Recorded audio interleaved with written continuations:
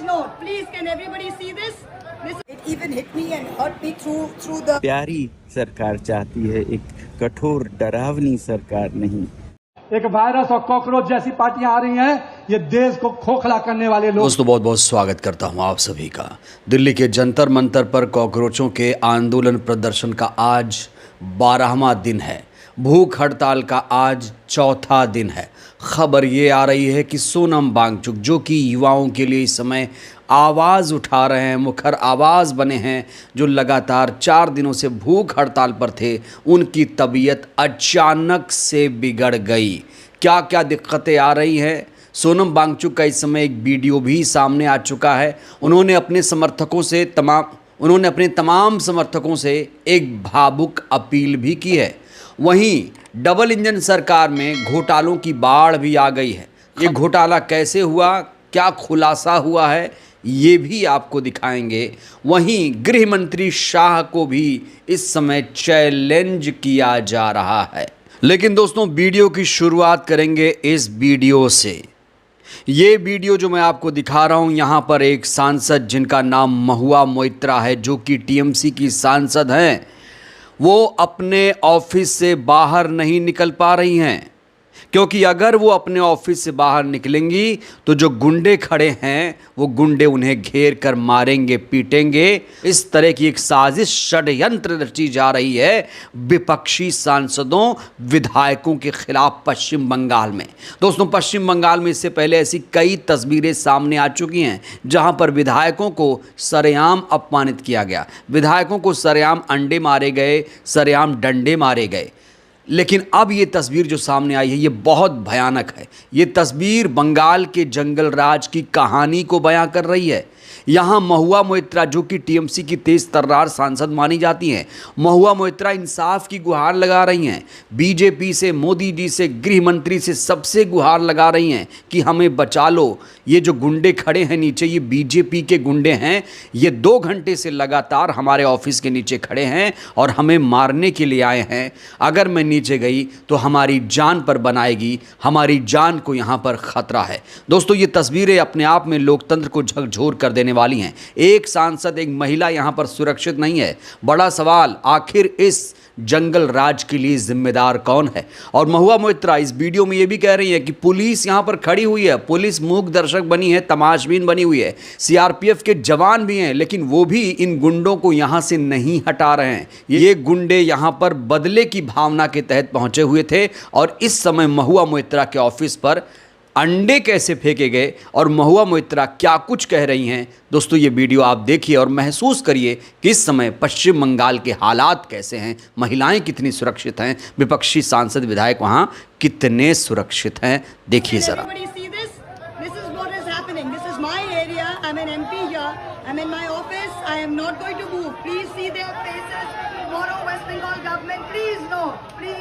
West Bengal government will deny to do even an FIR. No police will take cognizance. No courts will take cognizance. CRPF watching. Call the police. They've sent the police. They are watching. The mob is continuing. Sir, I called you as the minute this happened. I'm doing a meeting in my party office inside private premises in my constituency, and a huge mob of BJP workers gathered outside and started pelting eggs and stones and everything through the windows and eggs, and when I came to the window to see what was happening, it even hit me and hurt me through my clothes, as you can see. तो इस video को दोस्तों आपने देखा। TMC सांसद महुआ मोइत्रा साफ तौर से कह रहे हैं कि जो नीचे खड़ी हुई भीड़ है वो बीजेपी की भीड़ है, बीजेपी के गुंडों की भीड़ है जो उन्हें यहाँ पर मारने के लिए आई है। तो एक सांसद के साथ पश्चिम बंगाल में इस तरीके से सुलूक हो रहा है, एक सांसद को किस तरीके से घेर कर मारने की साजिश यहाँ रची जा रही है। दोस्तों ये तस्वीरें खुद ब खुद गवाही दे रही हैं। अब मैं आपको सीधे जंतर मंतर लिए चलता हूँ। दोस्तों जंतर मंतर पर इस समय कॉकरोचों का आंदोलन चल रहा है। सोनम वांगचुक इस समय अभिजीत दीपके के साथ मंच पर नजर आ रहे हैं, लेकिन इस समय खबर यह भी है कि उनकी तबीयत बिगड़ गई है। इस भीषण गर्मी में सोनम वांगचुक भूख हड़ताल कर रहे हैं, सरकार को जगाने का काम कर रहे हैं, युवाओं की आवाज़ बुलंद कर रहे हैं। जब ये खबर ज़्यादा बड़ी हुई कि सोनम वांगचुक की तबीयत बिगड़ गई है, सोनम वांगचुक की हालत ख़राब हो गई है, तो उन्होंने अपने तमाम समर्थकों चाहने वालों को एक भावुक संदेश भेजा। उन्होंने क्या कुछ कहा है दोस्तों, सोनम वांगचुक का ये संदेश आप भी ज़रा सुनिए। कम हुआ है वो तो पानी और नमक बढ़ानी होगी, क्योंकि गर्मी में डिहाइड्रेशन शायद हो रहा है।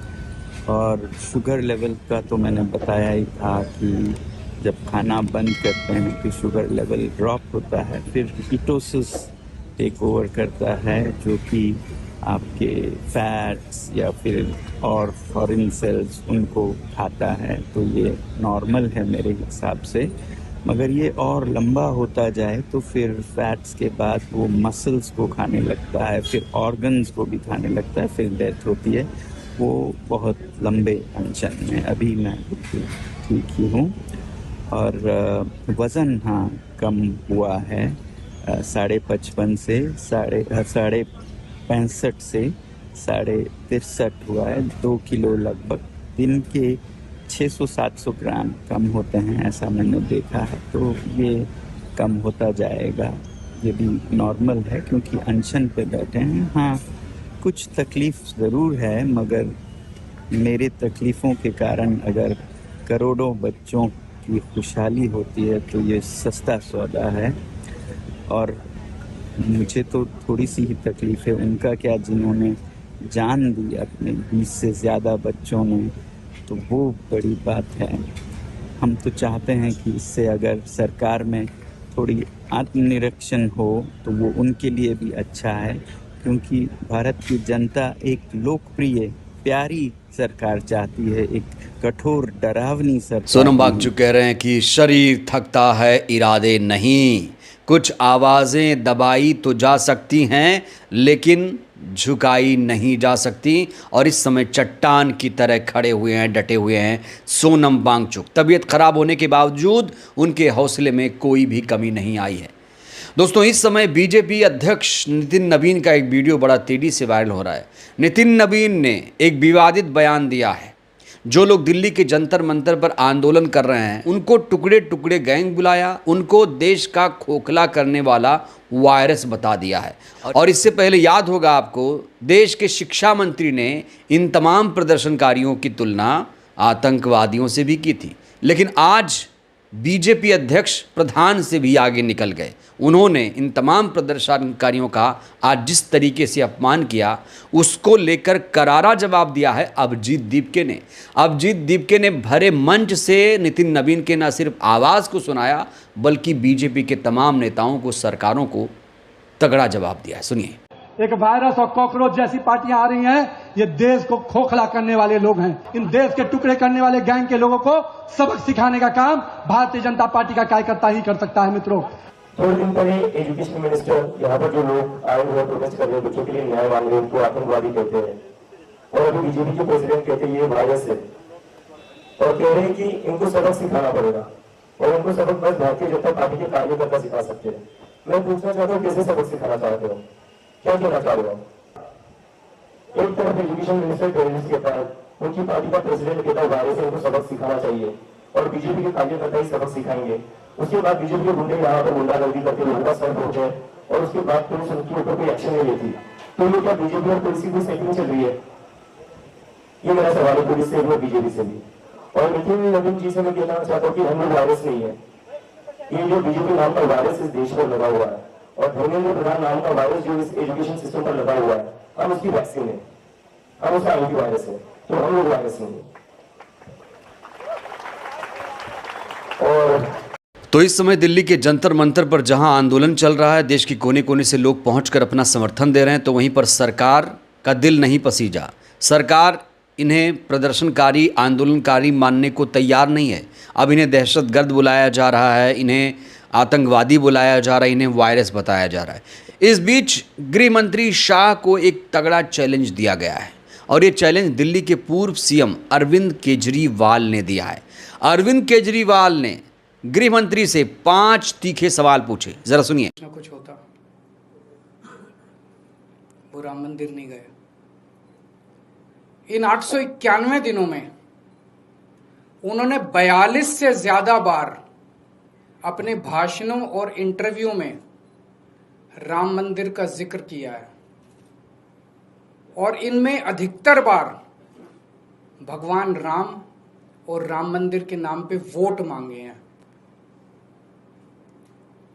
वोट मांगने का टाइम है, भगवान राम के नाम पे वोट मांगने का टाइम है, लेकिन भगवान राम के चरणों में आशीर्वाद लेने जाने का टाइम नहीं है। अभी तक विपक्षी नेताओं को टारगेट किया जा रहा था कि राहुल गांधी राम मंदिर क्यों नहीं गए, अखिलेश यादव राम मंदिर क्यों नहीं गए, फला नेता राम मंदिर क्यों नहीं गया। अब उल्टे केजरीवाल ने गृह मंत्री शाह से इस सवाल पूछा कि आपने रामलला का दर्शन क्यों नहीं किया, आप राम मंदिर क्यों नहीं गए। इस बीच आम आदमी पार्टी के तेज तर्रार धुरंधर सांसद संजय सिंह ने एक बहुत बड़ा खुलासा किया, जिसके बाद डबल इंजन सरकार में हड़कंप मचा हुआ है। संजय सिंह ने बड़ा खुलासा करते हुए कहा कि दिल्ली में 650 करोड़ रुपए का दवा घोटाला हुआ है। देखिए जरा। अभी आपने देखा कि 650 करोड़ रुपए का स्वास्थ्य विभाग में घोटाला दिल्ली की सरकार में सामने आया है। आपको याद होगा कि जब आम आदमी पार्टी की सरकार थी, उस वक्त सारा का सारा गोदी मीडिया झूठे बेबुनियाद आरोप लगा के आम आदमी पार्टी को बदनाम कर रहा था। बाद में आपने देखा कि न्यायालय ने कहा कि सारे के सारे लोग निर्दोष हैं, मुकदमा झूठा है और झूठा मुकदमा लिखने वालों पर कार्रवाई होनी चाहिए, शराब घोटाले जैसी कोई चीज नहीं है। और अभी जो मौजूदा सरकार में 16-17 महीने की सरकार है रेखा गुप्ता की, उस सरकार में स्वास्थ्य विभाग का जो घोटाला सामने आया है बहुत चौंकाने वाला है। एक्सरे की मशीनें, बेडशीट, तमाम स्वास्थ्य विभाग में इस्तेमाल होने वाले उपकरण 10-10, 20-20 गुना ज्यादा दामों पर खरीदे गए, 10-10, 20 गुना ज्यादा जरूरतों से खरीदे गए। यानी कि जितनी जरूरत है उससे 10, 20, 30 गुना ज्यादा सामान खरीदे गए। और यह करीब करीब 650 करोड़ का घोटाला है। लेकिन पूरा का पूरा गोदी मीडिया गजनी मोड में चला गया है, जैसे उसको कुछ याद ही नहीं है, जैसे वो कुछ चर्चा ही नहीं करना चाहता। कितने भोले शांत एकदम गजनी मोड में सारा का सारा गोदी मीडिया चला गया। एक शब्द भारतीय जनता पार्टी के भ्रष्टाचार पे कोई टीवी चैनल डिबेट करने को तैयार नहीं है। तो इसलिए मैं कहना चाहता हूं, इनकी नीयत को समझिए, इनके तरीकों को समझिए और किस तरह से आम आदमी पार्टी को बदनाम करने की साजिश में भारतीय जनता पार्टी और गोदी मीडिया एक साथ चोली दामन की तरह काम करते हैं, उस बात को समझिए।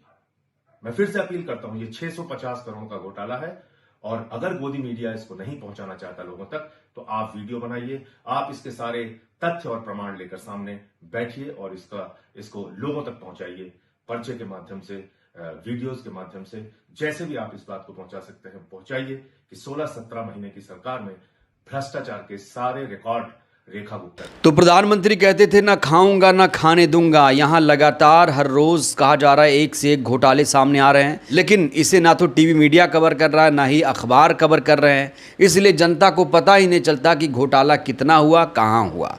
बहरहाल दोस्तों, इस वीडियो में इतना ही। सवाल यही है, डबल इंजन सरकार से आप लोग कितने संतुष्ट हैं? जो ये सरकार चल रही है कितनी अच्छी सरकार है? राय दीजिएगा। धन्यवाद।